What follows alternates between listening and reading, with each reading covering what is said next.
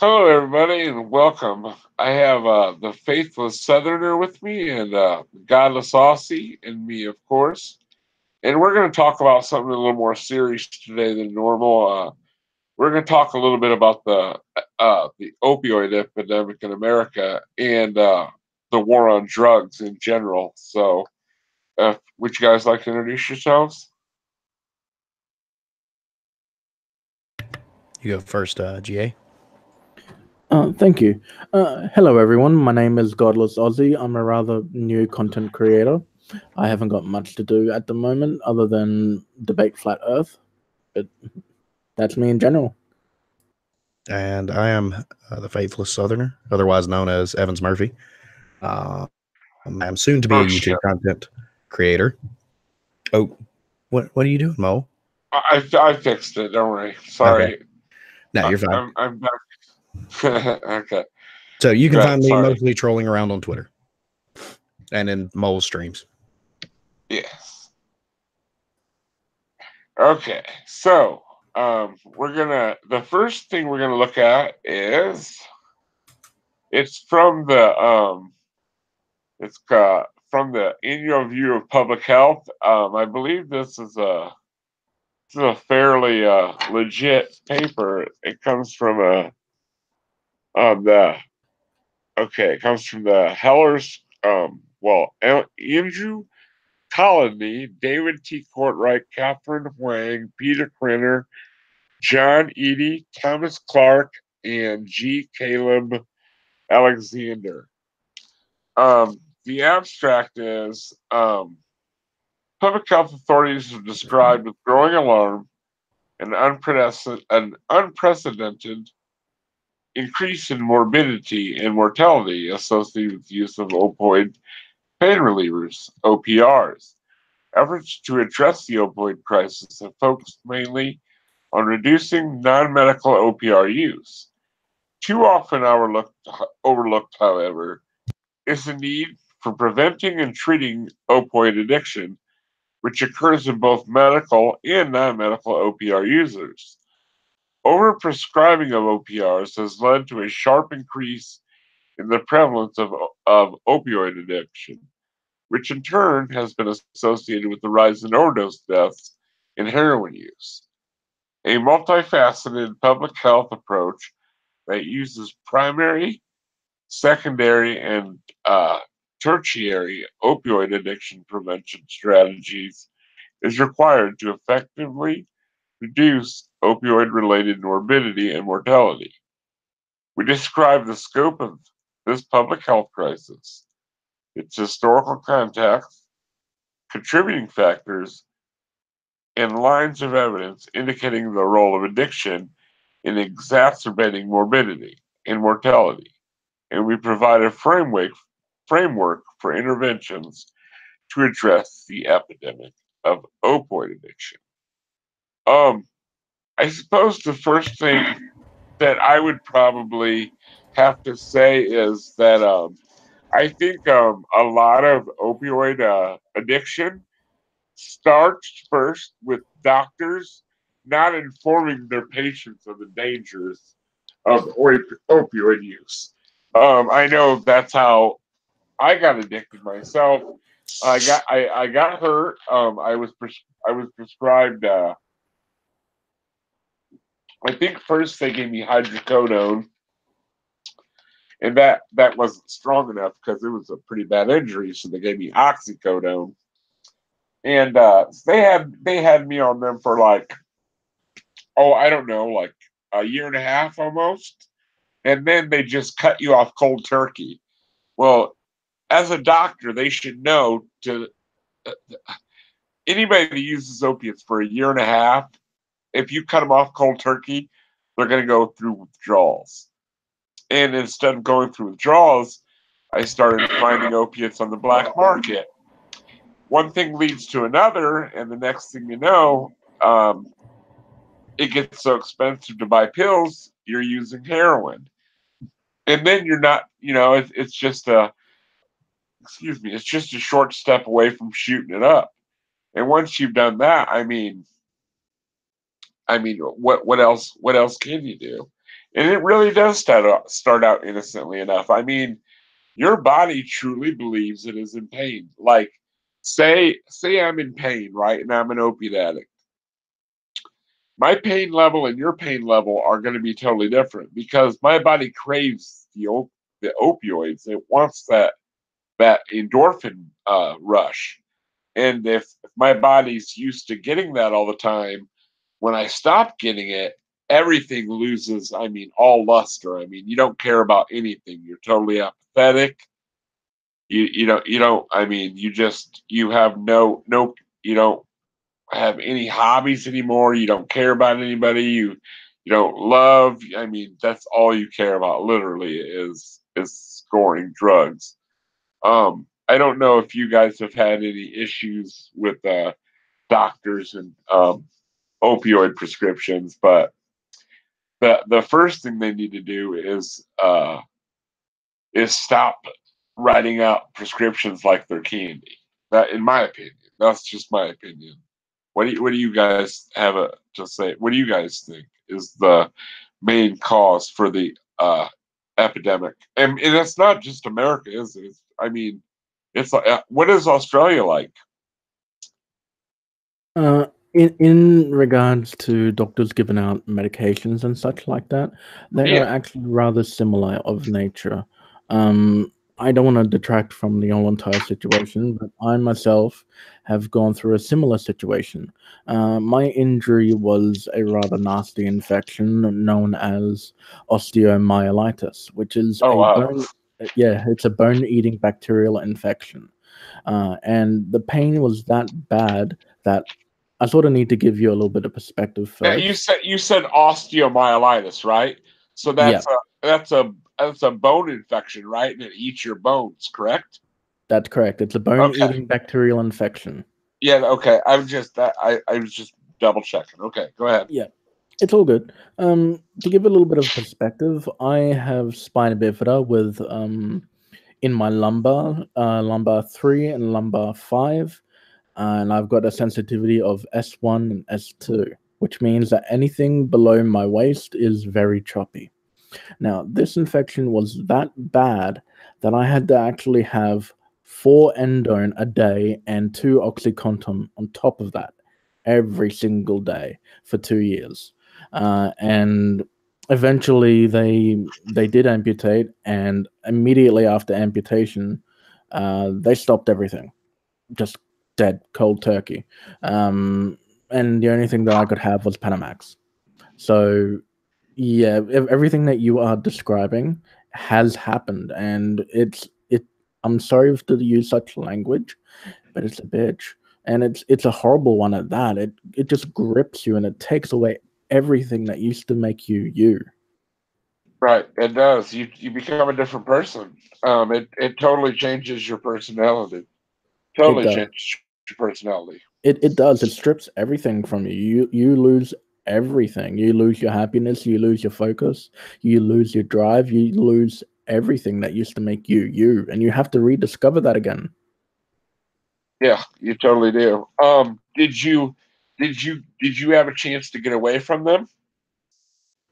Uh, Or I mean, you're still in pain, obviously. So I mean, I don't put down drug use at all. I mean, I think drugs are a wonderful thing. They've made human medicine much better.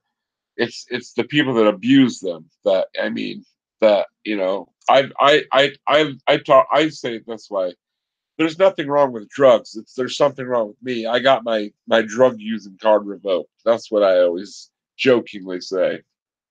Yeah. I did resort to marijuana at that stage for about 5 years afterwards. Uh-huh. So in the sense, yeah, I did go to drugs. All right, Um, that's much better than taking opiates. Much better. It's natural. it is, but still, it turns into another form of addiction if you don't have the right way to cope with it biologically. Oh yeah, it does. You can abuse it. You can abuse anything that makes you feel good. You can abuse pretty much. What do you what do you guys think that the doctors could do differently What do you guys think the doctors could do differently that they're not doing now? So I think probably the first thing would be end subsidies to doctors by drug companies for prescribing certain things, because it does happen, and so they get a Right. cut. And I've never been an addict, so I can't speak to it from that perspective. But I do know doctors that overprescribe. And recently I hurt my leg, got a bad hit it on a trailer hitch really hard, and I thought I'd broken it. And so I went to the doctor to get an x-ray, and it was badly, badly bruised over. And I don't do well with opiates anyway. They make me nauseous, sick to my stomach. I can't take them. And so, but I bruised my leg is basically what happened. Didn't fracture the bone or anything else. Just looked really gnarly. So I decided to go to the doctor. They did an x-ray, said, "Hey, you're fine. It's just bruised." So the doctor wheels in and hands me a prescription, and it's for Loratab. And I'm like, "Hey," I said, I don't need this. I can't take it. It makes me sick. And besides, it's not hurting that bad. It just looked really gnarly. And, he hands it back to me and says, "Well, just go and get it filled, just in case you need it or in case it starts hurting." And I said, "Look, man, if it starts hurting, I'll take ibuprofen or something. But I can't do this anyway. These make me sick. I had them whenever I had my wisdom teeth out. And every time that I took them, I got really sick." And so I handed it back to him, and he says, "Well, we'll just go get them filled. They have a long shelf life in case you hurt your back or something. That way you don't have to come and see." But it was like he was pushing me to go get these filled. Now, I guess the sunny side up of that story is about 2 years after that, relatively recently, the doctor he got his license removed for illegal prescription of medication, steroids and opioids and the whole shooting match. So, but it's definitely there's definitely a push by doctors to sell these prescriptions. Yeah, because the drug companies give them like like they take them out to dinner. They do all kinds of shit so that they'll buy their meds. Yeah, You whether or guys, not it's direct financial compensation right, is secondary, because if I'm right, sending somebody because oh well, they're my good friend on a all paid trip to the Bahamas for a week and a half. right, they can write that off. Yeah, tell me exactly how that's different than just handing somebody $10,000 with the agreement, the unspoken agreement that you're going to sell my drugs. And so I think that there needs to be tighter controls on what amount to kickbacks in the industry. Right, exactly. I fully agree as well. Sorry to interrupt, but yeah, I fully agree as well. It's similar over here in Australia. You do get doctors here that push a really strong drug for something that is completely over exaggerated, and that does need to stop. Yeah. Do you guys remember when oxycodone first came out? They touted it as the new miracle drug that was the cure to that it was non-addictive, and it was the cure to like opiate addiction or whatever. Yeah. And in reality, the studies they did were like they did trials in a hospital in a controlled setting where people only get what the nurse gives them. And of course they didn't have an issue with it. They were only on it for like 3 or 4 days.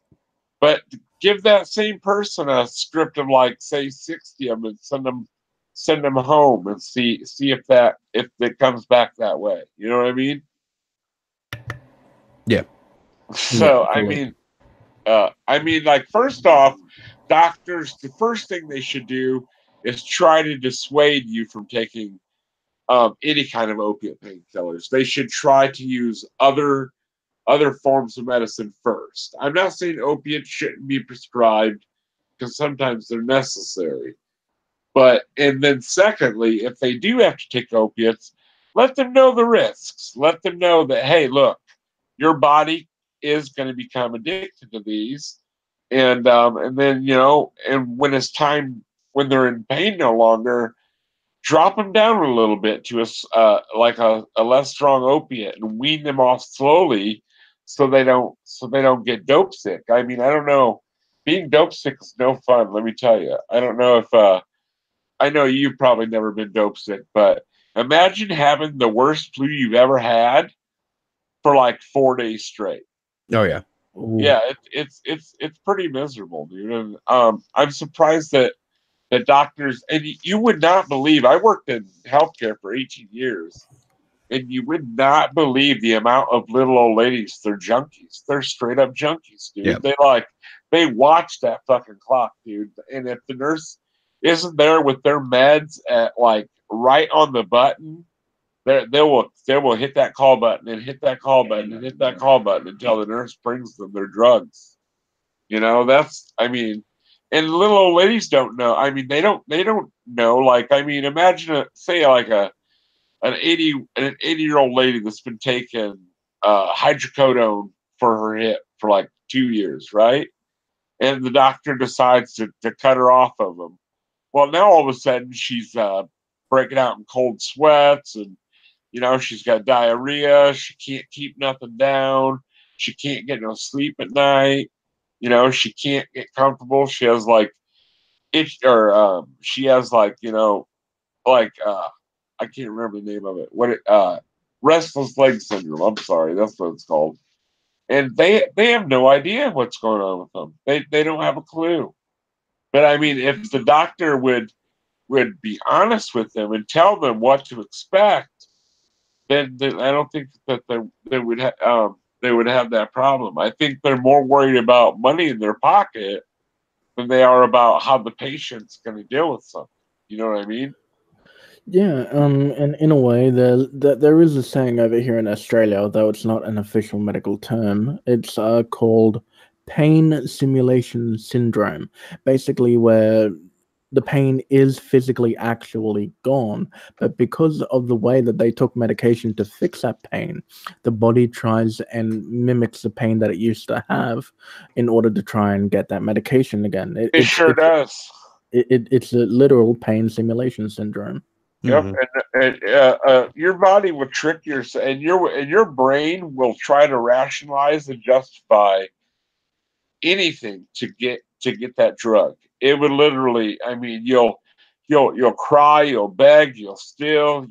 I mean, it doesn't matter as long as you get that drug, and you have no control over it. Like, I get really upset when people come up, when people are like, "Well, you're a drug addict. Fuck you. That's your own fault. You shouldn't have took drugs." Well, um, I could go out and get high one night, and me and Evans can go out and get high one night. I wake up next morning, I'm gonna be like, man, I want to do that again because it took me out of my head. I didn't have to worry for a few hours. Evans wakes up next morning and realizes, oh yeah, that was fun, but I have to go on with my life. That's the difference between a drug addict and a regular person. Drug addicts don't choose to become drug addicts. They're I think they're genetically predisposed to it. And I'm sure that nurture has a little bit to do with it as well. And that's just sad that if someone had heart disease, people wouldn't bust their balls for that. But if you're a drug addict, they look down their nose at you and they think you're a useless piece of shit. And I don't think I don't think that's a good thing. Well, I think it comes because people don't understand, what No, they addiction don't. really is. And I like the way that they put it out in this paper, which is addiction is defined as continued use of a drug despite negative consequences. Opioids are highly addictive because they induce euphoria, positive reinforcement. And Right. cessation of chronic use produces dysphoria, that's negative reinforcement. Chronic exposure to opioids results in structural and functional changes in regions of the brain that mediate affect, impulse, reward, and motivation. And of course, that's affect is in your emotional state of being. The disease of opioid addiction arises from repeated exposures to opioids and can occur as individuals using opioid to relieve pain and in non-medical users. So I think that a lot of people view addiction as something that, well, they just want to get high and forget everything all the time, or they don't want to be useful or whatever. These things change the very structure of your brain. Like that, Right. that is an It uncontested absolutely fact. does. And, Yeah. and it Yeah. changes the way that you feel about yourself Mhm. and the world, your motivation levels, your positive reinforcement, all of your Yeah. brain Yeah. chemistry can be affected by these Exactly. things. And so whenever you look at somebody And I think that generally people are less than empathetic towards drug users because they don't actually understand what addiction is. And yes, perhaps it was something in their life that was not optimal that led them to repeated use in the first place. But if you've been hooked on this stuff for very long at all, your brain has changed fundamentally. The structure and the chemical balances in your brain is no longer like it was. You're literally not the same person that you were before. Nope, You know, you're not. and No. we fail to understand that as a society, and it fails to be communicated. And Right. part of it, which we're going to get into, was perpetuated by the war on drugs. Right. And then You were saying it changes your brain. Like that guy back in the 1800s that had that spike go through his head. He did something to his prefrontal cortex, and it turned him into a different person. And like totally changed his mannerisms and his attitude and everything. I think opiates do the same thing to people in a way, because first of all, when you're addicted to any drug, not just opiates, but any drug, your brain starts building new synapses and new pathways, and it also adds your body already has a set amount of endorphin, like I guess you would call them plugs, right? And when you reward yourself, your body gives you endorphins, and it fills them holes. Well, and you feel good. You feel good for doing a job well done, or whatever the case may be. But when you're an opiate addict, your brain has an overabundance of them, so and nothing feels good anymore. I mean, you have to put so many endorphins in your bloodstream just to feel normal. I mean, like opiate addicts, I mean, they might get high for the first like year or so, but after that, they're just using pretty much to feel normal and not sick. well, yeah, that's exactly it. And we wanted to have a little topic discussion about the war on drugs. So I hope you don't mind, but I just wanted to steer a topic because Oh, I sure, have go ahead. because it's all part of this annual review that you linked us to. And in one of the paragraphs, it does actually link OPRs, opioids, and heroin. And as it reads, another important feature of the opiate addiction epidemic is the relationship between OPR use and heroin use. According to the federal government's National Survey on Drug Use and Health, NSDUH, 4 out of 5 current heroin users report that the opioid use began with OPRs. Citation number 54. Many of these individuals appear to be switching to heroin after becoming addicted to OPRs because heroin is less expensive on the black market in Yep. comparison to opioids. For example, in the recent sample of rates of OPR sales, OPR-related unintentional overdose deaths and OPR addiction treatment admissions, 1999 to 2010, we'll show it here hopefully in a little bit. But there's a graph here that shows the switching in between because heroin is just much cheaper. Yeah, that's exactly what happened to me. Like at first I started out buying pills in the black market, but when your tolerance is so high, and it gets expensive buying pills in the black market. When I can take 10 or 15 like hydrocodone 10 milligrams at one time, and say I spend, if I got lucky, I say I paid $4 a piece for them, right? For 15 of them, that's what, 40, okay, it'd be $40 for 10. So for another 5, it'd be another $20. So say $60 to get high one time, when I could go and buy uh 3 or 4 bags of heroin for that same price. I mean, so of course you're gonna switch to heroin. You know what I mean? Well, I think the heroin issue too is reinforced by the fact that we've realized that opioids are bad, and so now the doctors who were continuously prescribing these pills to users realize, hey, we don't need to do that. And so maybe they try to go to something else, like another, like a heavy dose ibuprofen or something like that. And so whenever this happens, they just cut off the person. They say, okay, opioids are bad. We're no longer prescribing you this for your pain. We're going to give you this. And so whenever the person, like Mo was talking about earlier, starts going through withdrawal symptoms, they do things that they would never dream of before. Because you Oh take yeah. somebody, and I, I hate to say it, but I know people in my life that have been in this situation where you have a bad back problem, something like chronic back pain, inoperable pain. And so they're taking moderate doses of, say, Loratab to help control it. And they're coasting along just fine. They're not abusing, they're using it irresponsibly.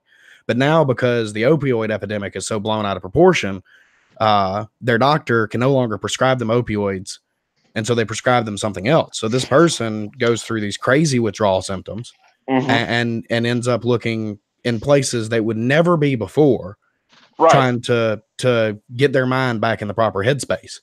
Right. And then you have people who, affluent, intelligent people who have their lives all together because of the chemical hooks and the drugs are getting blitzed on heroin, And Yeah. so I don't know. It's a sad situation all the way around, because it's one of those, it's an uncomfortable topic that doesn't have a silver bullet, because opioids are necessary for certain types of pain, Yeah. at least at this point in time. Absolutely. And cause my wife recently had major jaw surgery and wisdom teeth, or just major facial surgery. And that was how she got through the day. And at the end of her prescription, whenever the pain stopped, she was able to get off no problem.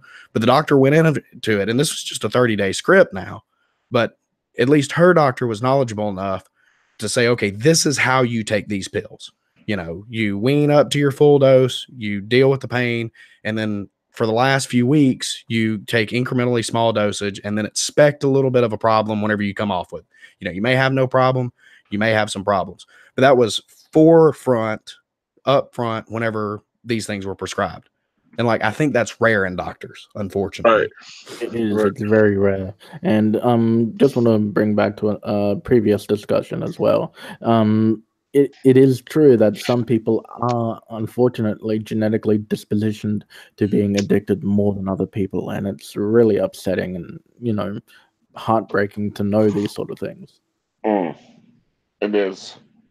And I think the saddest thing with addiction, I think, is that the stigma behind it. So there's so many people out there that need help that are afraid to ask for help because they're afraid they're going to get looked down upon. You know what I mean? And then there's the problem of people going to rehab that don't really want to quit.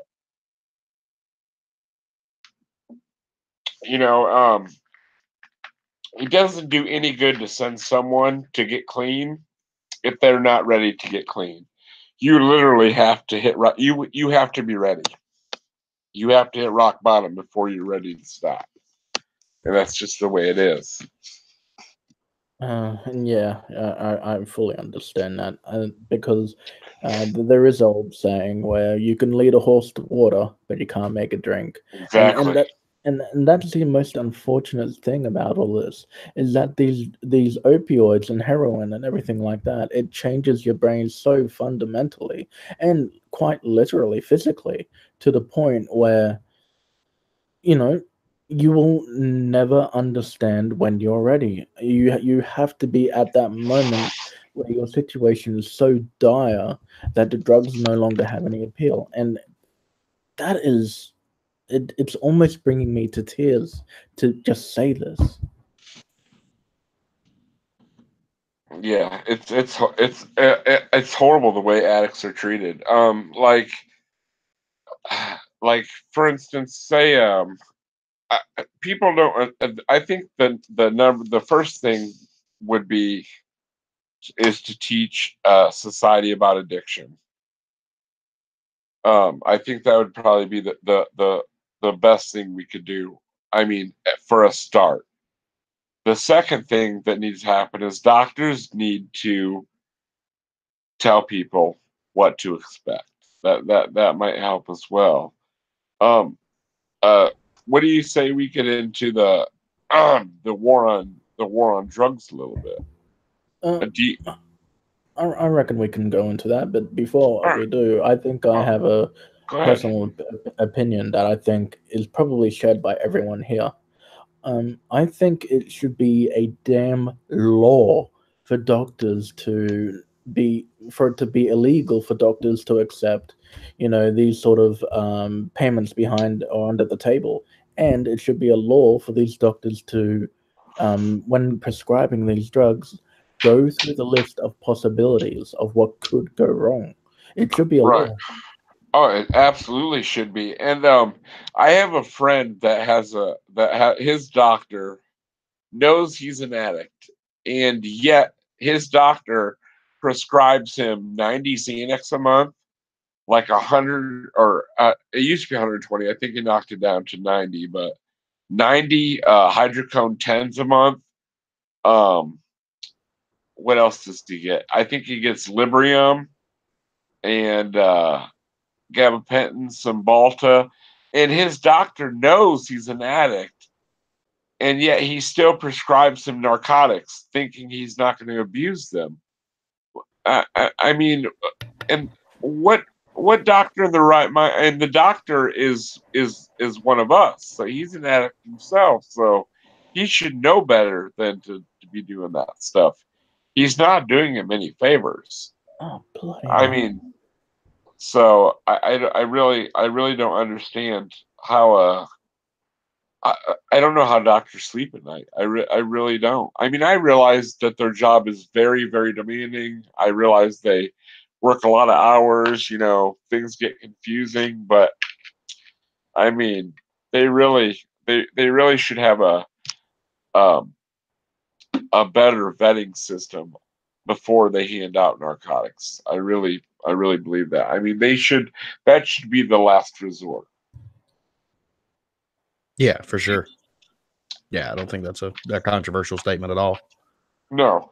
Or if they do need narcotics, give them a very small amount of narcotics to use for like 2 or 3 days, and then don't give them anymore. Yeah, You know? smaller subscriptions that need more regular checking in on. Don't write somebody 90 Laura tabs and then give them 6 refills. Yeah, no. It needs Right. to be, and I think that steps are being taken in that direction. Yeah, they are. Most states have made it to where for you to get any narcotic at all, a doctor can't just call them in. They have to you have to see the doctor. Yeah. They have to evaluate you. They have to write the script out by hand, and then you can take it into the pharmacy to get it filled. But Well, and here they've started doing, and I don't know if this is probably, I'm not terribly informed on prescription drug usage, but here they've went to specialty clinics that are called pain specialists. And so these are people that all they deal with yeah, we have pain is clinics here too. decreasing the pain in their patients. And at least here that seems to be somewhat effective, because these people that go to these, say, pain clinics don't just, it's not like your general practitioner where he goes, well, I can't No, prescribe you opioids anymore, so here's some high strength ibuprofen. The pain clinic knows what you've been on, what you need to do to get off of it, and what to get you onto an alternative that's not quite as detrimental. right.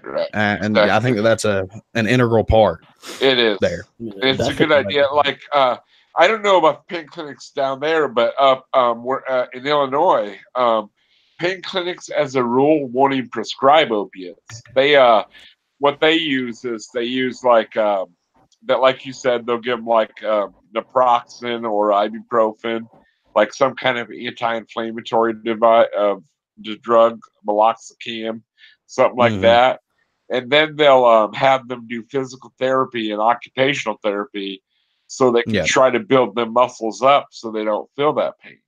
And that's, I think, what they should do, instead of just throwing pills at it and hope it goes away. Yeah, that should come over here in Australia.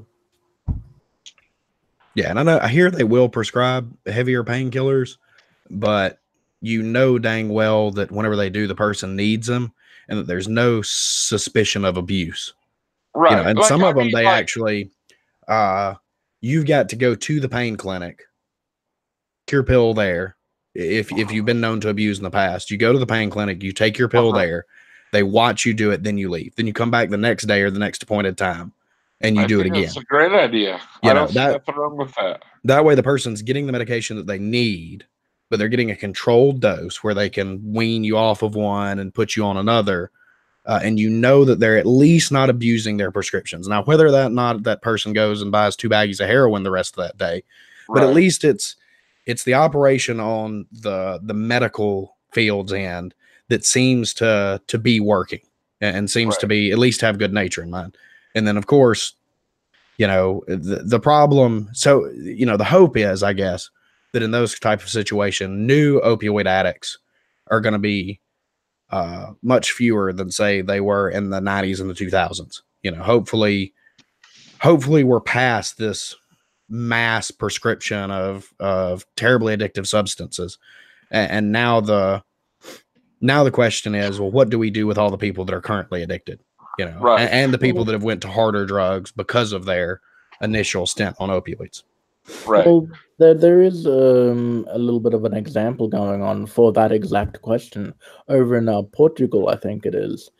They've made it illegal for drug users to be punished like a criminal over there in the US, where they get locked up and things like that. Instead, they get taken and they get offered the capability to go to a rehab center or to a safe space where people can watch over them and help them, help Right. psychologically and physically come off the drug. Yeah, gain their self confidence back, teach them how to live again. I don't know, I don't know about if you guys know what I'm talking about, but when I was a drug addict, and I stopped doing drugs, I literally had no idea how to be a human being. Like, I knew how to go through the motions. I could eat, I could take a shower, I could hold conversations, but that's about as far as it went. I had no idea how to. I literally had no idea how to do anything. I mean, I didn't know how to um, have a normal conversation with a person. I had no idea how to go and help someone out of the kindness of my heart without expecting something in return. I had no idea how to. I didn't even know. I never even knew how to ask a girl on a date because when you use drugs and drink all the time, my idea of dating, was we get fucked up together, we have sex, and then the second date we're moving in with each other. That was my idea of dating back in the old days. So I literally had to learn how to do everything all over again.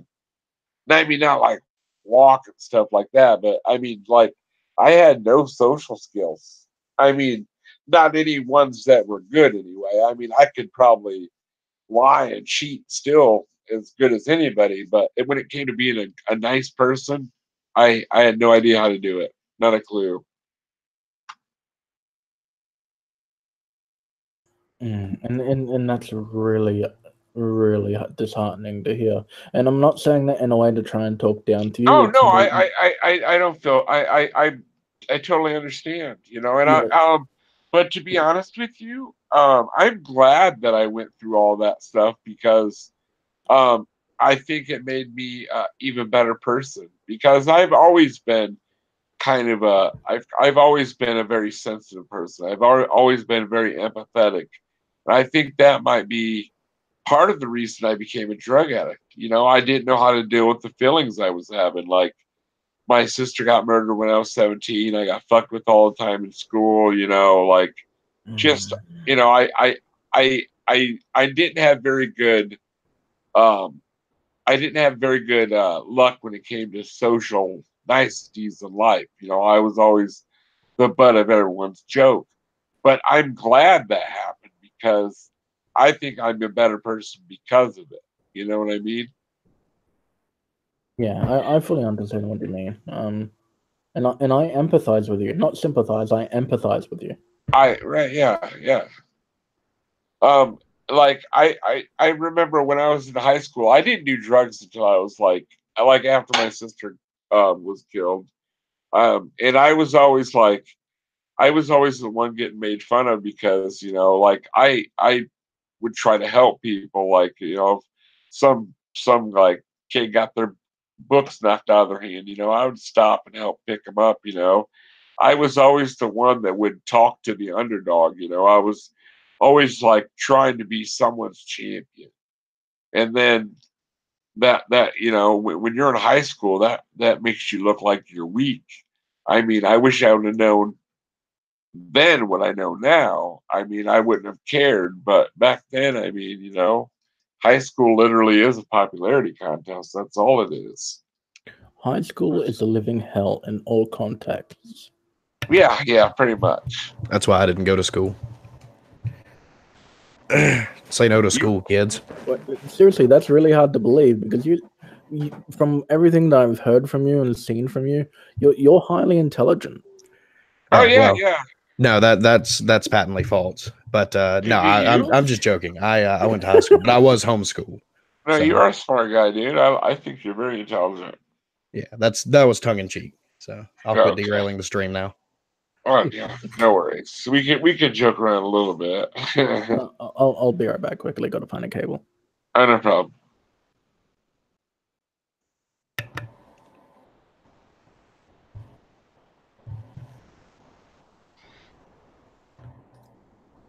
You two don't have to be silent on my part. Okay. I'm looking at this article. It's from the Center for American Progress. It's called "Ending the War on Drugs by the Numbers." And you know how it started in 1971. Richard Nixon called for a war on drugs, setting in motion a tough on crime policy agenda that continues to produce disastrous results today. Policymakers at all levels of government passed harsher sentencing laws and increased enforcement actions, especially for low-level drug offenses. The consequences of these actions are magnified for communities of color, which are disproportionately targeted for enforcement and face discriminatory practices across the justice system. Today, researchers and policymakers alike agree that the war on drugs is a failure. This fact sheet summarizes research findings that capture the need to replace the war on drugs with a fairer, more effective model that treats substance abuse or substance misuse as a public health issue, not a criminal drug issue, which it should be. It should be a social issue. Um, a lot of people like they I mean like I think they only get into dealing drugs because they have no other means to support their family. Well, not to mention it's not like drug dealing is a tough profession to fall into. And I'll take my cases, and this is purely anecdotal, but I think it tells a lot. I recently had some dental work done, and Right. like I say, I can't do lower tabs, and I handle pain pretty well anyway. So, and so I was telling the guys at work, and one of the guys that at that time the company that I was working with said, "Oh man, yeah, you're going to get a tooth pulled, man. They'll give you that good stuff. They'll give you the tab 10s or whatever." And I'm like, Yes. nah, I don't do those. I'll just take ibuprofen and turn down the prescription. And it's Right. like, he was like, "What in the world are you talking about, man? That's a great high." And I said, "Well, one, I'm not terribly interested in getting high, and two, they make me sick. So, uh, I don't even want to fool around with that. There's no need in it. I'll be fine. I can take a couple of ibuprofen and shake it off." Right. And so, the day goes on, and I could tell that almost bothered him, and the day goes on, and he corners me up privately and says, "Hey man, get this prescription and get them filled. And if you would give them to me." And I was like, this is a guy that I didn't even know was an addict. Not to mention, it isn't he an employee? He was in another group. We all Oh, worked okay. together for the same company, but he was in Still, in Yeah, another but crew. still, you know. And so it was and that was the company that I previously worked for. And he said, just give them to me. And I was like, well, I you know, I don't know your situation, man. I don't know if you're addicted, but I'm not going to do that. That's one, it's illegal. Two, and then he goes to how much he will pay me, get the prescription. You Oh, know, if I it's, have an idea. It was a pretty good price. yeah. And you know, it was like, started out, he's like, I'll give you $50 for the bottle. And I'm like, I'm not interested. I'm not selling them. $100 for the bottle. You know, please, man, please. It helps me get through the day and everything else. And by the time it was done, this grown man was literally on his knee, blew my mind, literally on his knees, begging me to take $150 for the prescription, and he would pay for the prescription to be filled, you know? Wow. And I'm like, and I don't know. I mean, it blew my mind because here, you know, on one hand, I'm thinking, gosh, I would hate to be in this guy's situation. And you really want to, you know, like help him. Like, is there anything that I Yeah. can do to help you?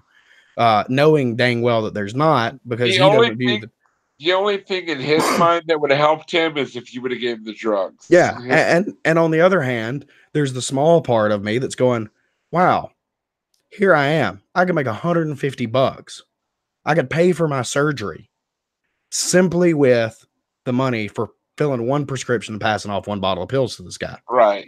you know? And so, and Yeah. then I thought about it and I was like, you know, no wonder, because I could have Yeah. made $150 like that. Well, Just, you know what, the difference between you and other people, it starts with an I. Integrity. That's what it boils down to. I mean, like, how well do you know this guy that did this? not, I mean, like I say, he worked on another crew. It wasn't like he was, we were friends or anything. He was I just, mean, I knew his name. I'd worked with him a few okay, times. okay. Well, I was just asking because that just goes to show you how crazy drugs make people act. I mean, he barely knew you, and he was begging you. I mean, he Oh was yeah. on his hands and knees, fucking. I mean, I don't know if he cried, but I guarantee he was pretty fucking close, dude. No, I mean, he was shook up, and it was like, and I And messaged that's him sad. afterwards, and I'm It's like, dude, sad. if you need help, just reach out to me. Like, I'll take you somewhere. I don't know a whole lot about this. I have people in my life that do. I can hook you up with somebody that is recovered. And Right. his response is, I'm not an addict. I just like to have fun.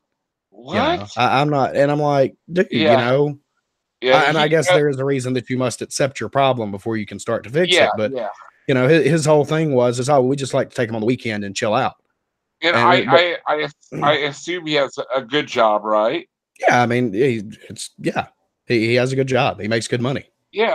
Well, that's. I mean, I was a functioning addict for a very very long time, but sooner or later, it's going to catch up to you. And it sounds to me like, I don't know the guy. I can't predict the future, but from my experience, he's not too far away from.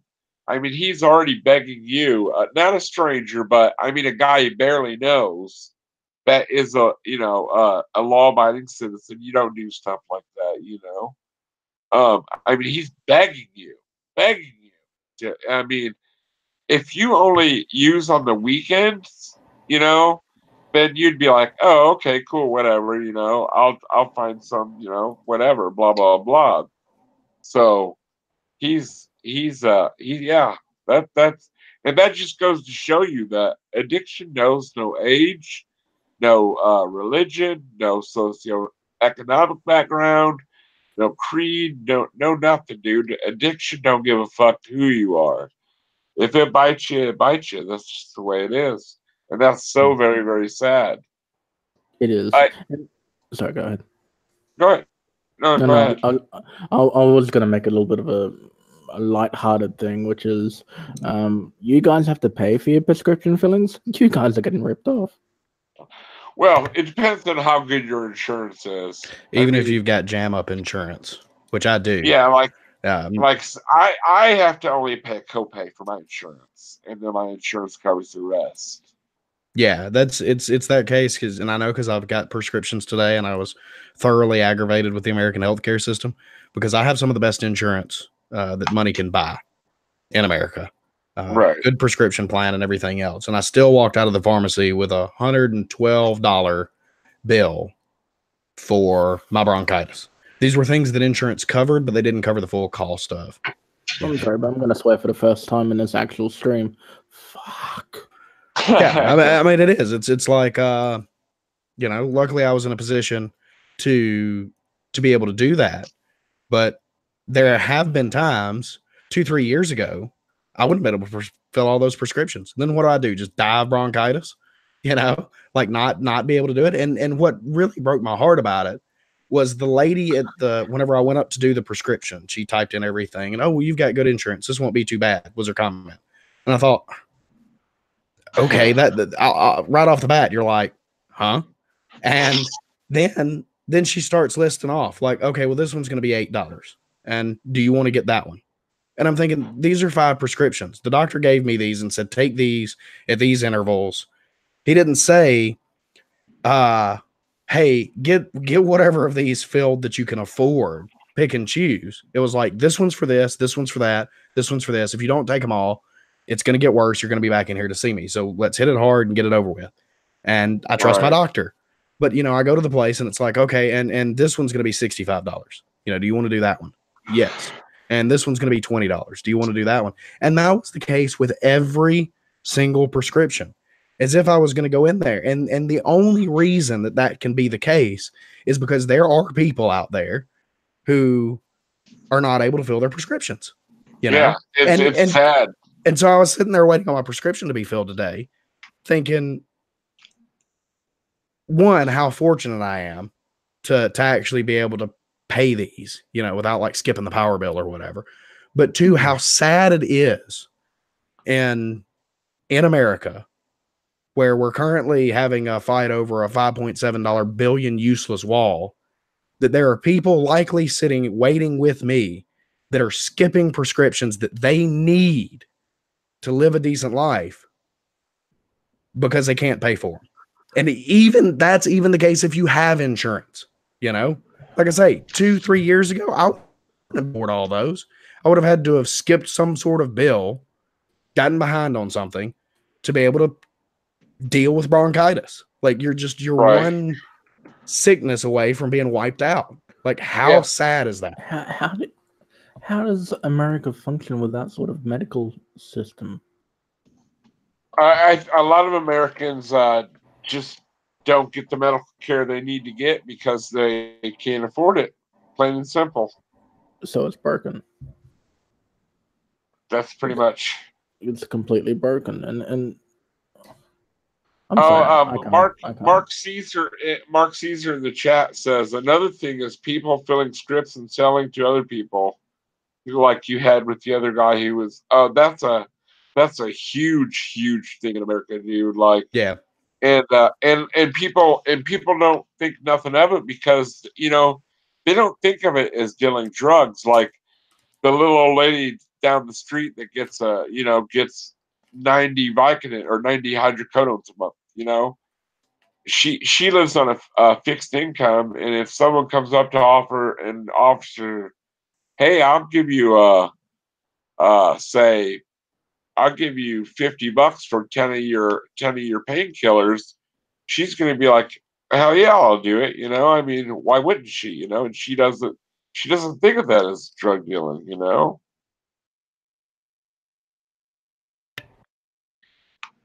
That absolutely.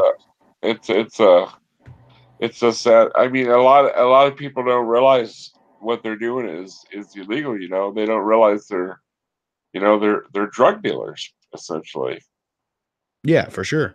No, I mean, I don't know. It's a sad situation that we find ourselves in, in America specifically, for sure. Between the war on drugs and just the way that drugs are handled in healthcare in general, is really sad for as prosperous of a country as we are.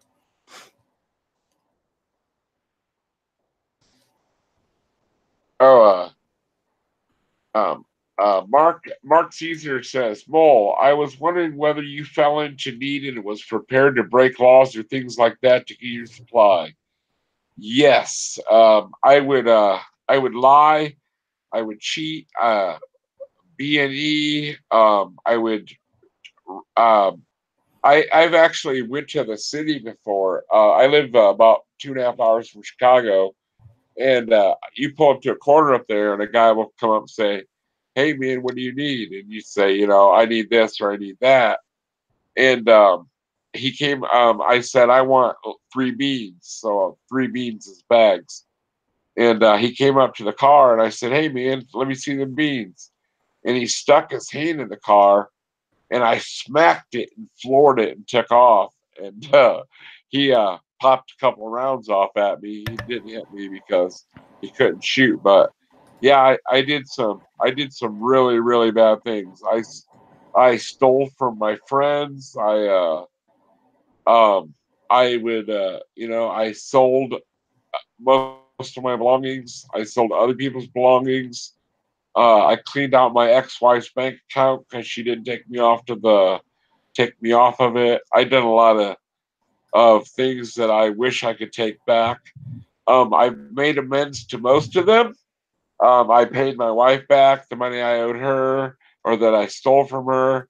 I did everything within my power to make up for it without incriminating myself. I'm not gonna, I'm not gonna do anything that would. I mean, I'm no use to anybody if I'm in jail, but anything I could do to fix and rectify the things I did. Yeah, and I think that this is a really a good time to circle back around to something that we were talking about earlier in the stream. For anybody that might be watching or didn't catch the beginning, is or might be watching this maybe for educational purposes, is whenever you're addicted, you're not the same person. The mole that I know would never do that. And I've had people that are very close to me fall into the same category, stealing from me, stealing from other family members, and selling all of their belongings and things like that. And what's going on, but that's not the person, at least not the person they Right, used to be. They're not in their right mind. It is a right, disease. It is a problem. It is the people that I know that went from being wholesome members of society that were productive and just generally, good, honest, honorable people with a lot of integrity that went to just the bottom depths of addiction. That's not the same person anymore. The person that's trying to sell you their toaster, in the middle of the night, don't you need this for $20, that is literally not the same person. The structure of their brain has been altered by the drugs. yeah, The chemical balances in their brain has been altered. And so whenever you hear these things, like addiction makes you break into houses and it makes you, lie to your friends and clean out bank accounts and stuff like that, your first reaction is to go, oh my God, how could anybody do that? Especially like if you're in my shoes, and have never been addicted to any substances. I cannot empathize with the person who has been addicted. I understand a fair amount about addiction because it's happened in my family and to some of my close friends. And I've studied a lot on it, both it and the war on drugs and things like that. But to somebody that cannot conceptualize, like I cannot view myself going from, hey, this thing makes me happy to I'm stealing from my family. But I know that happens. And so the first reaction whenever you hear that is to go, oh my God, these things are so destructive and it just ruins these people. And, that they should be sent to jail for this or whatever. Like that's right. the reaction. And I understand why the reaction is made, but we don't need, the problem is you're looking at that person through the lens of who they used to be or who you think they should be. And you're not looking at them through the lens of a diseased person as they are. It's a No, similar no, with somebody that's bipolar or say maybe schizophrenic or something like that. We don't go, oh my God, we understand that this is a disorder and that there are things that we can do to help it and that we need to be right, understanding and accepting and supportive. We don't lock people away because their brain operates a little bit differently than ours. right. You get No, them on I mean, medication, you do things like that. you they're do you. sorry, go Oh, ahead. go ahead, go ahead, go ahead. Sorry. Ozzy. I was just about to say that these people, then I wouldn't say they're diseased. I wouldn't say that they're criminals. I wouldn't say all of this bad stuff. It's my own personal opinion that these people are suffering and that they need their help. They need Yeah, the yeah, help and acceptance and love. yeah. They don't need to be locked away like animals. Well, an addict can be in a room full of people and be the loneliest person in the room. They feel totally alone. I mean, they feel like no one understands them. They feel all alone in the world. And like I was telling Mark, yeah, I have tried to how I got clean. I know a lot of people talk shit on the 12-step programs because of the God thing, but there is there are 12-step programs without God, and a lot of that stuff makes total sense. First things first, you have to admit that you have a problem with drugs or alcohol. The second, then write down all of the cruddy things write down your list of resentments, because resentment is the number one offender of people reusing. So the only way to get over that stuff is to write it all down and get it out of your system. And then once you've done that, look at what part you played in it. Don't ever think you're an innocent party, because I guarantee you that if you're mad at someone or you think that they've done you wrong, chances are you did something to them. Mm. Clean up your side of the street. It hurts. It takes. I mean, it was one of the toughest things I ever did. But I went and I apologized to every single person I had wronged. And sometimes I've got punched a couple times. I've got the door slammed in my face. I've been told, "Fuck off, you useless piece of shit. I don't want to talk to you." But it isn't about what they say. It's what matters is I'm making the effort to take accountability for the things I had done, and that's See, the only way I can stay clean, is by being accountable for my past actions and try not to do them actions ever again. You know what I mean? no, That I that's couldn't have said it any better that's what I myself. need to do. I mean, that's what I need to do anyway. I could not have said it any better myself. But you have to clean up your side of the street. I mean, before you can clean. I think addicts like drama. You know why addicts like drama so much? Because when they're dealing with other people's drama, they don't have to look at themselves and see what kind of a piece of shit they are. Any normal addict, well, that I can think of, um, their their um, their lives are based on fear. You're afraid of not succeeding. You're afraid of just whatever. You're just plain afraid, and you need to get over that. You need to try new things. You need to take chances. But fear was the number one offender when it came to me. I was afraid of everything, and you need to learn how to be a little more braver.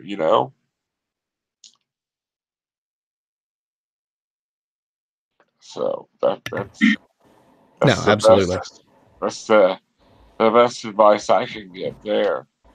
Oh, I was looking at this the war on drugs thing, the numbers. It's hold on a second, I'll tell you which one it is.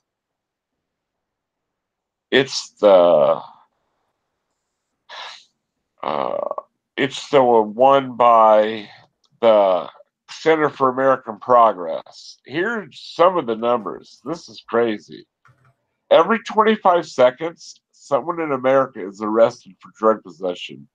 The number of Americans arrested for possession has tripled since 1980, reaching 1.3 million arrests per year in 2015, 6 times the number of arrests for drug sales. So, so these are all people now that are wrapped up in the criminal justice system. So that means they have at least, what's the recidivism rate in America, like 85%? So Somewhere instead around of there. yeah, so instead of getting the help they need, now they're viewed as a criminal, and the cops are going to do whatever they can to bust them, get them off the street, and they're not going to learn anything by going to jail, nothing at all. No, and I think there's this other notion, kind of going back to, well, tying into the criminal thing and going back to like whenever you went and apologized. There's this notion that that an addict can't change. And so what I mean by that is, like, if y'all would have known me, and a lot of you know my backstory. I know Mole does, and anybody that's watches Neil's interview and things like that. I was a fundamentalist, young earth creationist, literal flood, biblical believing Christian. And I was a dick, plain and simple about it. If you weren't a Christian, you were going to hell. I was sure to let you know that. Try to be as loving as possible, whatever, and now, we treat drug addicts whenever they do get help and they get clean and things like that. You slam the door on them and you say, "You filthy piece of trash. You stole this from me. You did that." And always almost looking down on people because it's like, "Oh, I'll bet you he relapses anytime now." He's a walking addict, and this is the game that he's playing. Right. And this is kind of a stigma that there is around drug addicts that I think is very, very unjustified, because we don't look at other issues like that.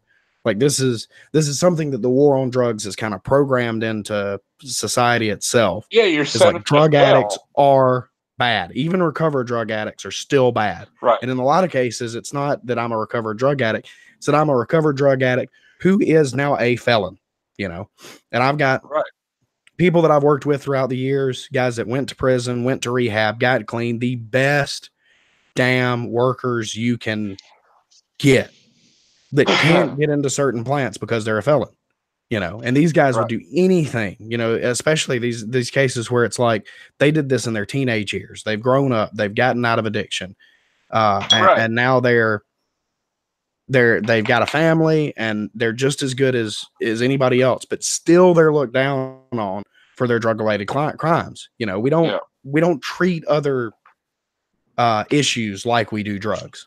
And I think that a lot of that is due to the societal pressures in the world on war on drugs. Because we don't look at somebody that's lost a bunch of weight and go, "Oh, you filthy fatty." It's like, can you imagine if we treat it? Nobody looks at me and goes, "Oh, you filthy fundamentalist." You used to be a dickhead Christian, so I'm not going to take anything you say seriously. No, you look at people and they go, "Oh, look how far you've come. Look at all the weight you lost. Look how good you're doing."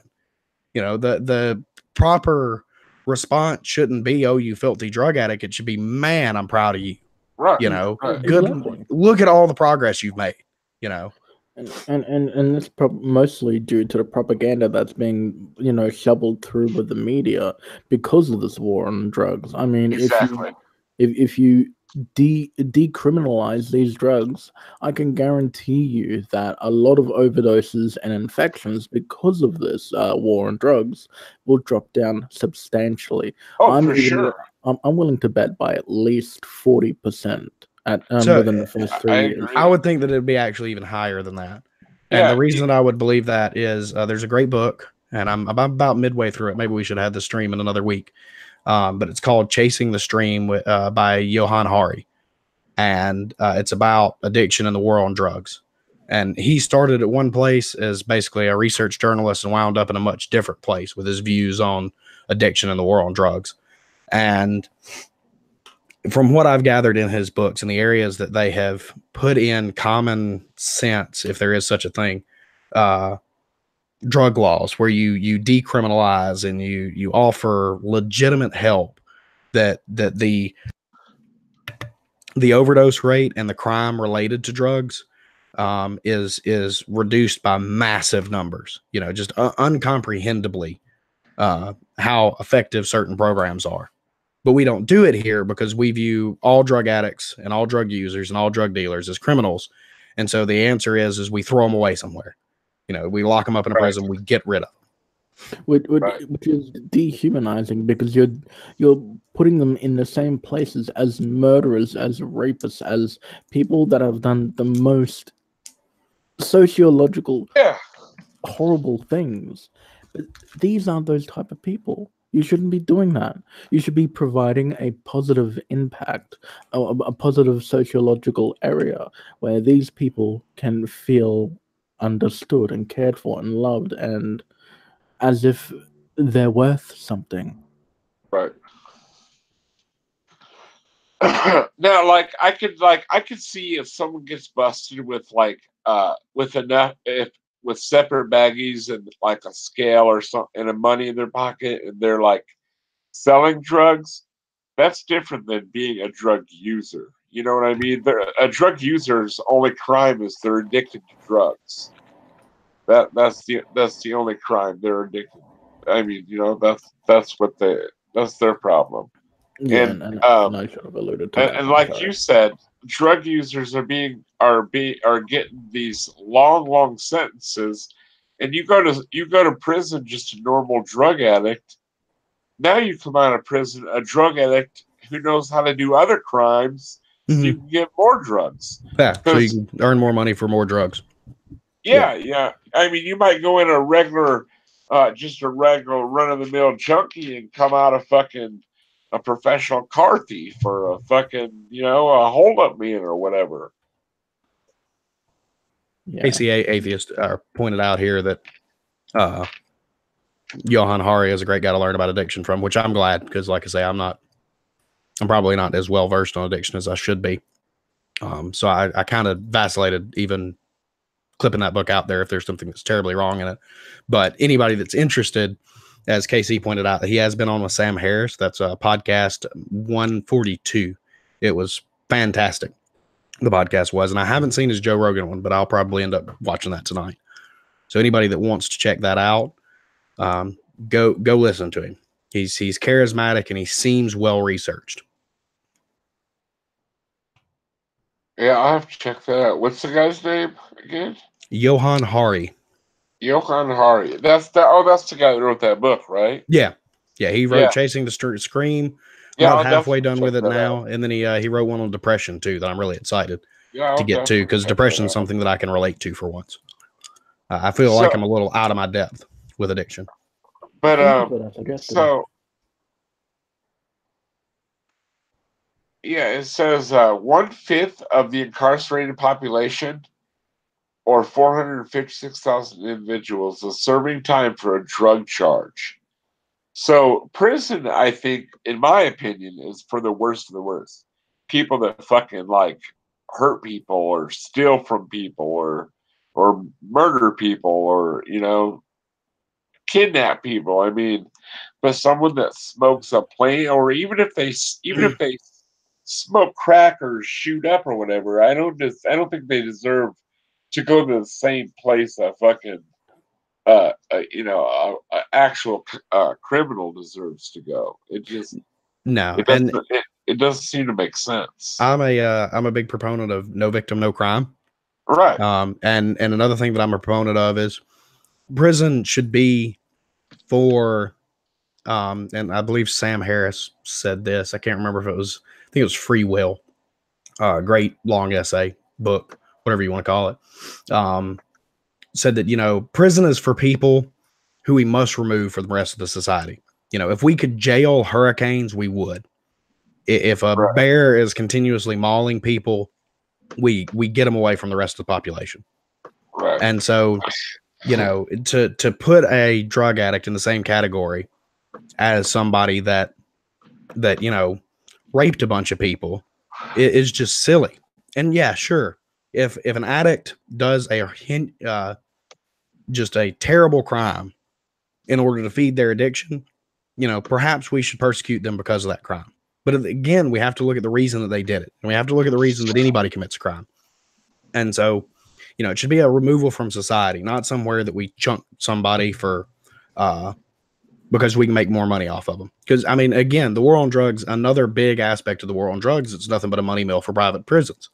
Mm-hmm. Right. You can pick people up for smoking pot and you can make massive amounts of money.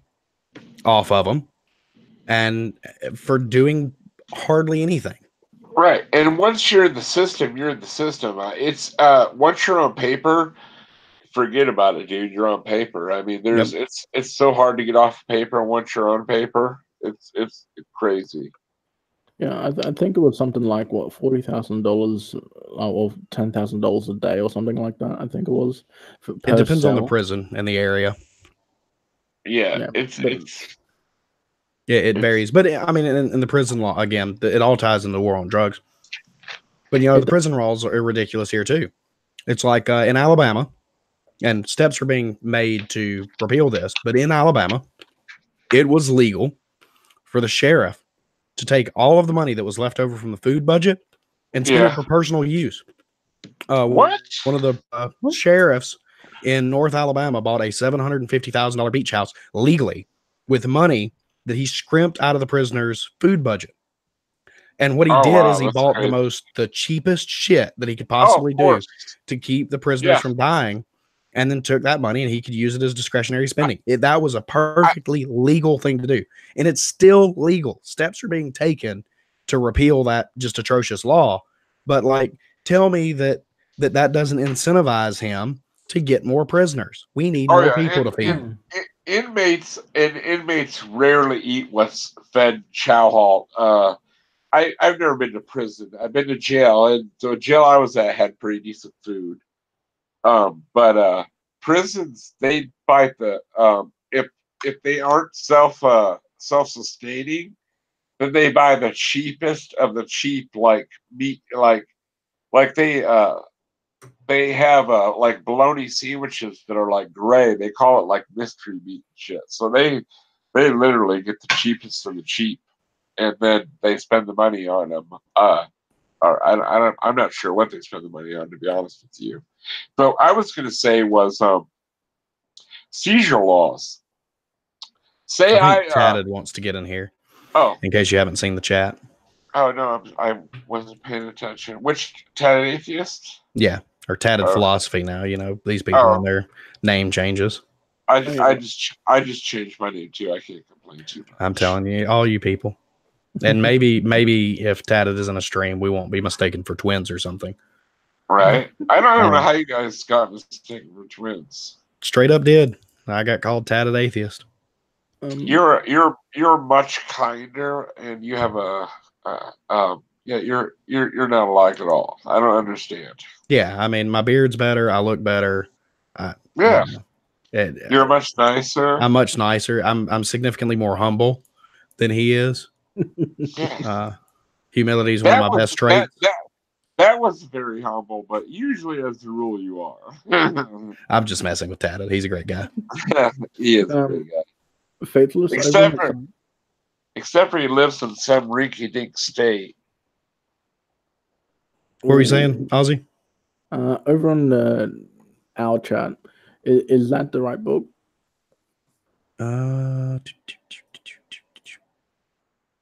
Yes, that is correct. Excellent. So I take it you never get to sleep, Aussie, because you're pain, right? Sorry, what was that? I said I take it you don't sleep as often as you could because of your pain. No, that's right. I actually have to physically push my body to the point where I literally do pass out. I mean, there are days just recently when I've been up for 72 hours straight before passing out. Wow, that would suck. Um, Oh, I'll it go does. back to read a little bit about the war on drugs. Every 16 minutes, a person in America dies from an opioid overdose. Americans died from opioid overdoses. In 2016, 42,249 people died from opioid, more than the number of people killed in motor vehicle accidents. That's fucking insane, dude. That is insane. And you know, Narcan kits cost hardly anything. I heard that in I don't know why. Do you guys have any idea why certain parts of America have are harder hit than other parts? I think that it's a multitude of factors. I think I wonder what the factors are. What other factors? Oh, hey, I see a resemblance. Oh, there's Tatted. What's Racist. up, buddy? Hi, Billy. What's up, dude? Can you guys hear me? Sorta. Yeah. All right, give me a second. I need to change my mic. Yeah, a little bit quiet, not just a little bit. I mean, that's not necessarily a bad Tommy thing, though. does that. Shut your fucking face. But no, I see the resemblance now. No, like I know that like when they Can you guys hear me better now? Yeah. Yes, a little bit. I know from right around where Tatted's from, is the like heroin highway, some like New Jersey, New York, Vermont, like Hmm. there's a lot of opiates in that area. I don't know why. I don't know why that It's that one, boring and you got nothing else better to do. is that. You think that's the reasoning? Also, rich parents. So No, There you dude, go. like literally in my area, like the richer your parents are, the more chances of you being a drug addict. true. If you're born and have access to money, that's a recipe for disaster. It really is. You know I'm not faithless because I got gains. So So I've heard I think it was I can't remember who it was, but a lot of people deny the fact that there's an opioid epidemic in America. What do you say to people like them? You're a fucking idiot. Enjoy being dumb, and the Earth is 6,000 years old apparently, so that's cool. Right, yeah. You should go back to Obvious. school. You should go back to school because seriously, Yeah. Yeah. Yeah, obviously. This isn't our first one. Do you guys want to know when the first opioid epidemic was in America? Can anybody tell me? I It was think it during was the 19 1850s when they were using it to cure like colds and shit. Bingo. And who were the biggest abusers of it? White people. Housewives. Housewives and children, weirdly enough. Yeah, because they thought it would cure their cold. And do you know who once they invented injectables, the Civil War had a real big opioid problem because everybody had No their limbs ibuprofen, by the amputated and way. stuff. So they all they got all strung on morphine. So Yep. So any of you fuckers anywhere near New York City or no? I'm not even close. I'm halfway around the world. yeah, I live in Illinois. I'm close to Chicago. I'm in Alabama, Which is the opposite of New York. pretty much. Man, Alabama is gonna be fucking awful, man. I can't believe I couldn't understand. A buddy of mine's dad just moved to Connecticut, Tad, and I asked him why, but he did. I'd rather live in Connecticut than Alabama. No offense there. I'm just joking. Hey, Casey, yeah, methadone does help for opiate. Have you heard of Suboxone? I think Suboxone's a little bit better than methadone because it has naloxone in it as well as the buprenorphine. So there's a ceiling effect. You can only get it. It'll make you feel normal but not high. And if you try to use while you're on Suboxone, you'll instantly be fucking dope sick. Instantly dope sick. Yes, and Sears sold heroin with a syringe to your catalog. As a matter of fact, it was $2. You got I think 2 grams of dope in a rig for $2. I do have to stop you here though. You got fake news on your channel a few minutes ago. I did. What was my fake news? Someone said they had a better beard than I do. He is that's fake obvious. news Oh, motherfucker, and he needs to get the fuck out. I think both of your beards are fabulous. All right. That Yeah. sounds like you're That if, that sounds like you're sitting a fence. I think that I think all men should sport some sort of facial hair, if unless you're unable to Dude, grow hair on your face. did you see Mac's first interview with Godless Iowan? With the Great Skeptic. No, I did not. Oh my god, dude! It's before GI grew his fucking beard. Man, he looks fucking goofy as shit without facial hair. Oh no, I've seen pictures. Oh He does. god, I'm like, ooh, fuck. Yeah. I don't know. It looks so fucking weird. Yeah, I like to derail conversations when I come into Mole's fucking channel. Yeah, you do it. You do sometimes, but I still love you, brother. I do it every time. How Yeah, you doing, buddy? I just figured I'd have a somewhat serious stream for once, and Oh yeah, I want to talk about the. we were talking about the same thing on I don't know where they're putting it at or whatever, but the Geek Room, they did a podcast the other day, and I was in it, Oh, cool. and Cool, we were talking cool. about it because I'm one of their co-hosts because I'm fucking awesome, but super humble. I'll just say this. I don't know where Sorry. it's going. You're good. Sorry. You're good. You interrupted me. What if I ramble? I will say this: Tatted's beard is longer, but Faithless's beard is more pretty, more handsome.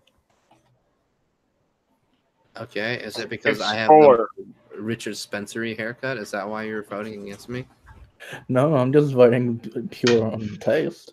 I mean, I've got the Richard Spencer haircut as well. It's just my hair's long enough that It's not as Spencery as mine is. No, not I quite. like your haircut. I have the same hair Anyway. too. Mine's a little longer though. Anyway, Yeah, but thankfully for the internet, you don't show your face. You're right. anyway, Yeah, you had the face for radio. I know. I know. Why do you have hashtag two gaming chairs there, Faithless? so my wife has one. Oh. She's over there. Does she go to a different school and we don't know her? She's not terribly social. Yeah. So I would love to get her involved in the community. Well, I Damn say it. that y'all would I like her how a lot you more than ignore me, my joke. but that's because it wasn't funny, and I was trying to save you embarrassment. It was funny. You shut your whore mouth. So, anyways, she's not terribly involved in the community. Unfortunately, of course, if she did, y'all be like, "Oh, that Evans dude sucks. Let's just keep his wife around." I already assume that's what I Yeah. think right now. Yeah. Apparently, because True. Evans In dude this sucks. case, Tad was right about something, y'all. Let's give him a clap. Why are you always spouting red shit, dude? Because I like the color. Is it because you're the devil? Actually, I think that the last stream we were in together, I was wearing this shirt, You were, and I haven't worn this shirt.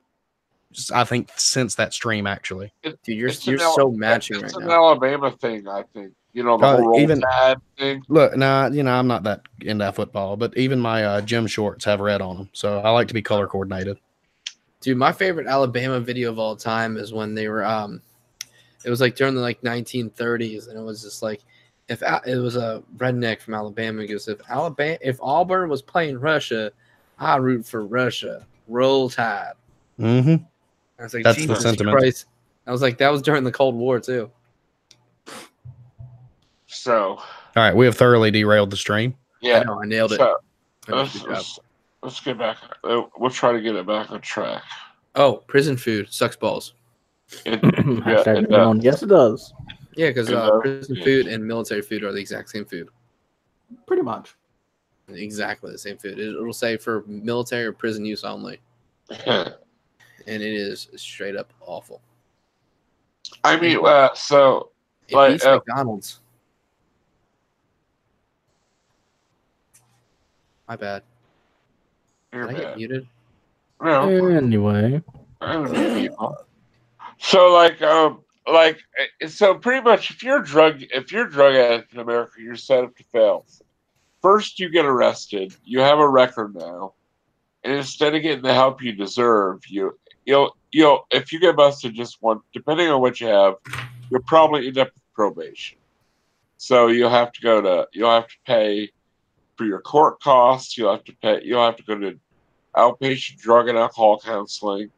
And if you're told to do anything, of course you're gonna you're gonna fight against it. And sadly, most drug users don't believe they're addicts to begin with. Oh, after that, you might get drug court. If you get drug court, then you have to pay even more money. They send you through some cognitive behavior classes that don't help a bit. So now you're in the system. You're a no drug user, so the cops watch you. But they offer. I mean, they make you go to AA or NA, but if you don't want to quit using, you're not going to quit using. That's all there is to it. You're just not gonna. I mean, so what could we do different? I mean, like, first of all, I think that America needs less strict laws when it comes to drugs across the board. Like, for opiates, for instance, people are going to use if they're no matter what. If they're addicted, they're going to use. So why not give them safe dope that ain't cut up with God knows what in the OD? Give them clean syringes, place to shoot up, and have medical staff on hand to keep an eye on them just in case. I Exactly. mean, I mean that I mean for a start anyway. Yeah, and I mean, if we want to have examples of exactly what to do, we should look at Portugal because they do all of that. They also offer without recompense, at least for the first few offenses. Right, They offer to actually escort you over to a place where you can get psychological and physical help, and also on top of that, they actually do send you to a place that gives you the safe drugs, that gives you the safe needles, that gives you clean everything, and an environment that is positive. right. And then did they try to slowly change your way of thinking so you stop relying on the drugs? Yeah, over in Portugal, they give you the freedom of option. They give you the freedom Yeah. of choice. Like They, I mean, say they legalize drugs in America across the board, right? Dude, I Someone could fix it. someone that don't smoke crack isn't going to wake up one morning and be like, you know what? I think I'm going to start smoking crack today and go and buy some. It don't work that way, you know. nope. You know, so I don't I could see fix why. it. What's your solution, sir? All we have to do is build a wall, and then we're done. Oh, smeg. Well, No, that'll no, but stop seriously, 90% of the heroin. apparently. Uh, But what we need to do is seriously just straight up legalize weed. And most of the time with weed, if we legalize it like within like California, Colorado, all those states, when they legalized it, painkiller prescriptions went down dramatically. So like it really just cures our issues. Like because most people that do weed generally don't leave; they stay on it. It's not really a gateway drug. No, it is a gateway drug. That's they're using studies and propaganda from fucking 80 years ago. Yeah, Yeah, They, they it's they don't want to definitely look not. they don't want to look at the facts, dude. You yeah. kind of mumbled there. Like Oh, you, when I'm you said sorry. isn't, I thought you said Uh, is, and I was I'm just like, sorry. I said they're you are using full of shit. they're using propaganda and facts from 80 years ago. well, and the studies that were done were disingenuous too. So Yeah, Johan Hari mentions one in the book where some of the original, like the rat studies that were done with cocaine, was you put a rat in a cage and you give him a bottle of water that has cocaine in it, and you give him a clean bottle of water. And like 100% of the time, the rat alone in its cage will get addicted to the cocaine water and overdose and die. And then you go back, and recently the study was redone. And so you don't put the rat alone in the cage. You put him with other rats, and you give him rat things to do, things that genuinely make rats happy. And you give them the one bottle of water with cocaine, and you give them the one bottle of water without drugs, and the addiction and overdose rate plummets. And this is with rats now, so it's not exactly a super comparable study, but the studies that were done that show that marijuana, is a gateway drug, and these terrible addictive qualities and things like that, the early propaganda pieces of the first years of the war on drugs were done with malicious intent, or so ignorantly put together that yeah, they never should have been considered actual science. right. Have you ever heard of that study where they give animals, like you said, they give the animals drugs in their water or whatever, and they set it up to where they could drink regular water and everything would be okay, but the other one they would get a shock, but they would still get the cocaine or whatever drug they used, and they found that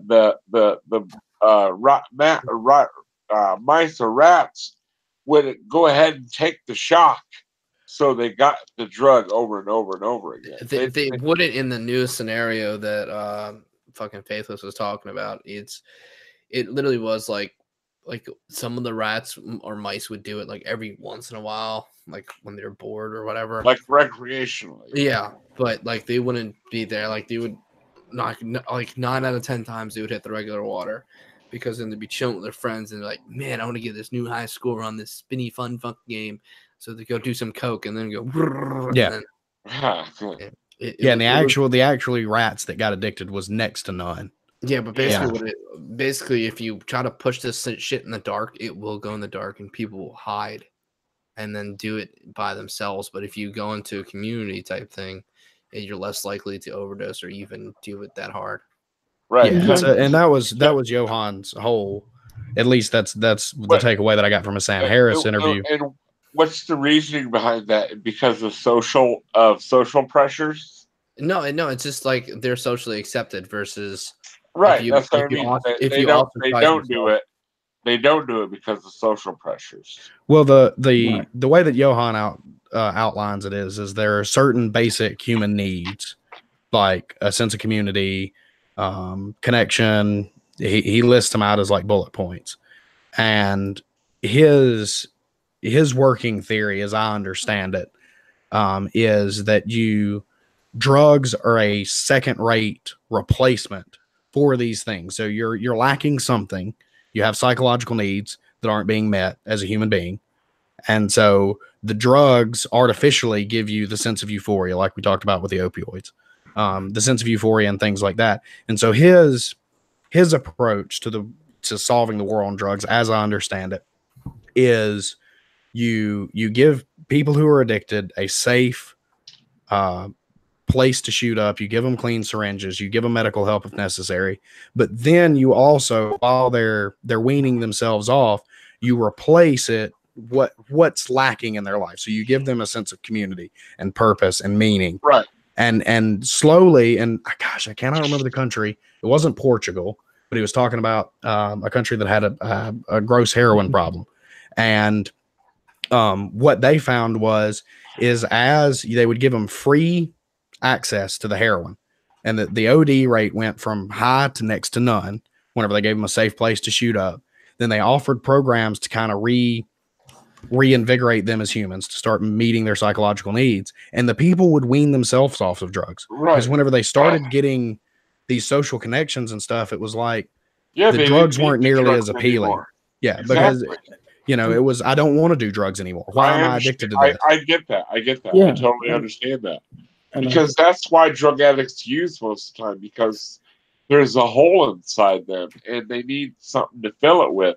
And if they can't get that from human interaction or love or friendship, they're gonna do whatever they can to fill that need. You know what I mean? So that makes sense. If you give people purpose, then they don't feel the need to use narcotics. To fill the void.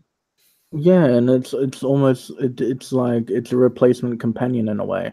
And going back to what Faithless has said, I think where he saw that was, I think it was Amsterdam. I think it was that place. It may have been. I cannot remember. I know it wasn't Portugal. I know it was somewhere. Sorry about that. No, I mean, if Portugal's doing it, more power to them. We need to emulate the things that are working and stop this stupid money mill. Someplace a little more progressive.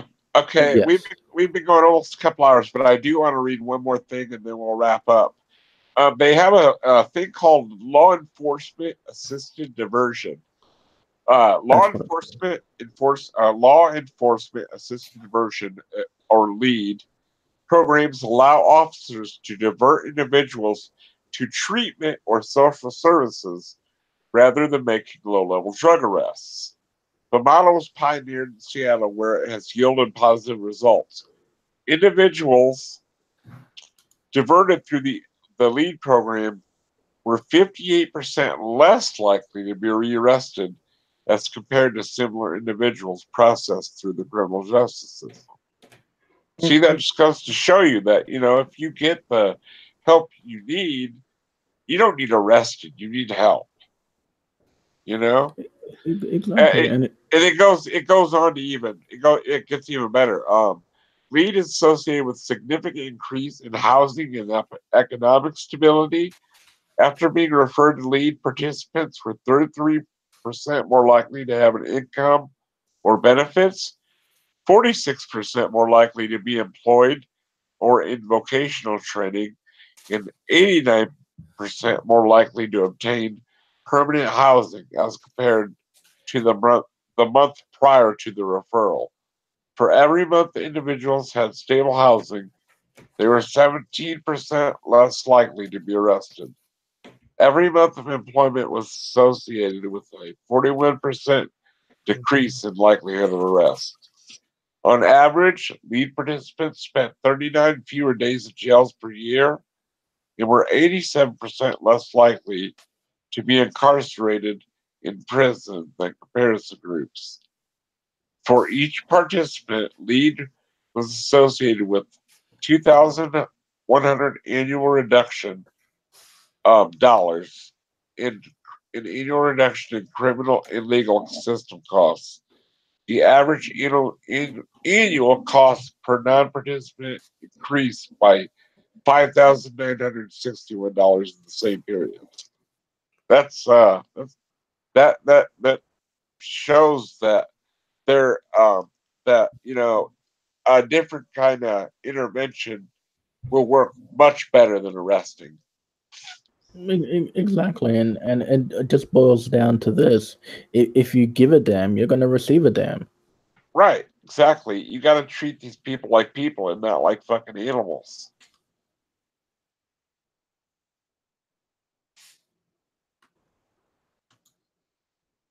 So, but yeah, so it's I probably should start wrapping up. It's almost 7. I want to thank you guys for coming. I appreciate you coming, and I think that was a wonderful conversation.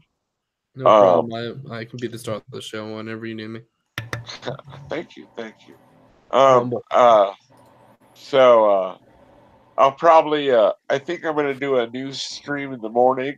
So if everybody wants to, do you guys? Oh, why don't you share yourselves, guys?